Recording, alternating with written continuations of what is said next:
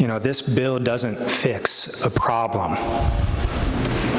This bill creates a massive problem instead, dangerous problem. And I'm not just talking about the downfall of our state's reputation as a welcoming place in this country, and then therefore the inability to recruit a good workforce, and then the downfall of our economy that might follow. I'm talking about, even more importantly, the human lives that are at stake.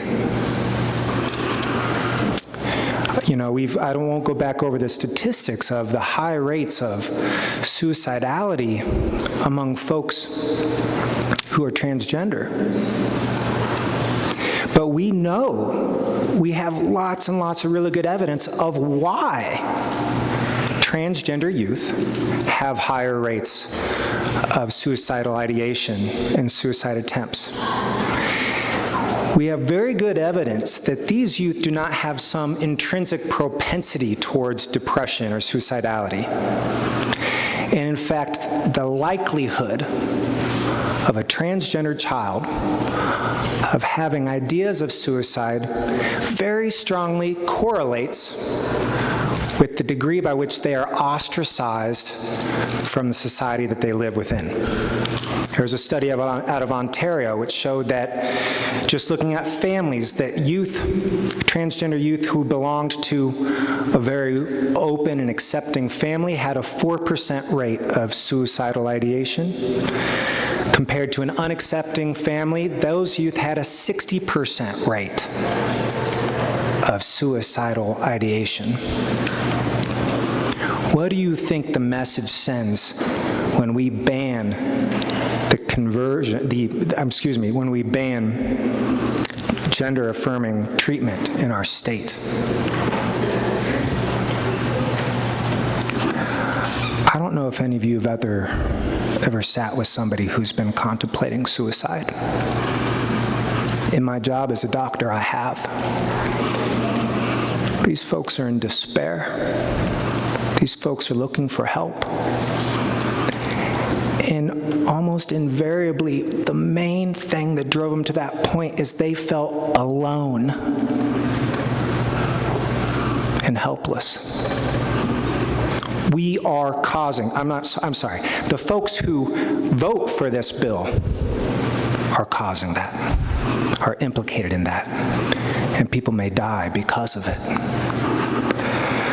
Now, I think I'm understanding what the intended spirit of the bill is, and what I'm hearing you say is that this is to try to prevent youth from making a mistake, from doing something they might regret.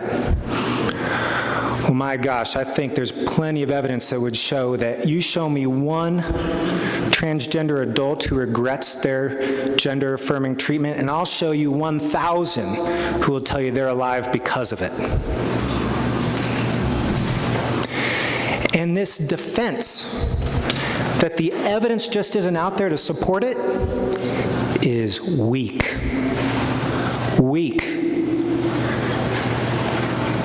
We do have guidelines in place because it takes lots of physicians, as Dr. Srinivas talked about, to come together and looking at all the studies, not cherry-picking them to support an agenda, but looking at the mountain of evidence, the preponderance of evidence, and deciding what is the most likely answer to this question. Now, I would ask if those countries that were mentioned by Representative Holt truly had questions about the efficacy of gender-affirming treatment, are they banning it from their countries? I believe the answer is no. Well, why aren't governmental bodies banning medical treatments? It might be because this is not the type of place to make decisions about the field of medicine. There are so many scientific studies going on around the world right now that the doubling rate of medical knowledge is 73 days. Meaning, start the clock today, 73 days from now, there will be twice as many papers out there, all throughout the field of medicine. That is why we cannot legislate medical treatment in a capital. Are we going to gavel back in June to fix the mistake once you realize that there's maybe even more evidence that supports treating this with gender-affirming treatment?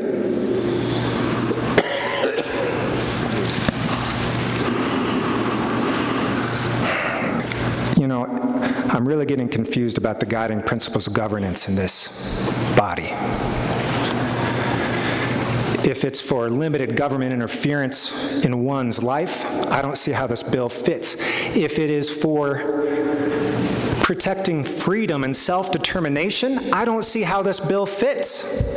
If it's for parental rights and trusting mom and dad to know what's best for their kid, I don't see how this bill fits.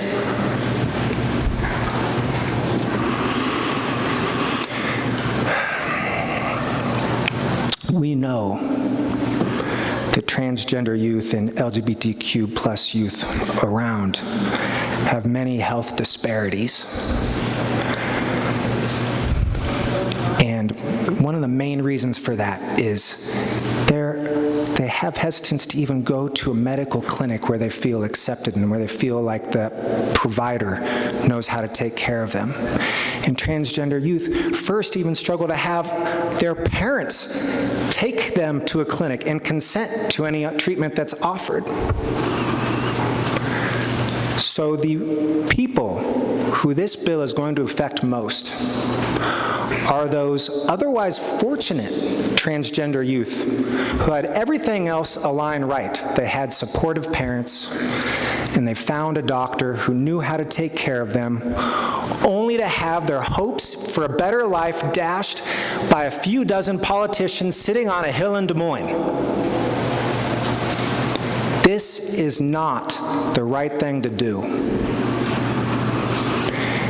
And to those out there who are most targeted by these bills, please know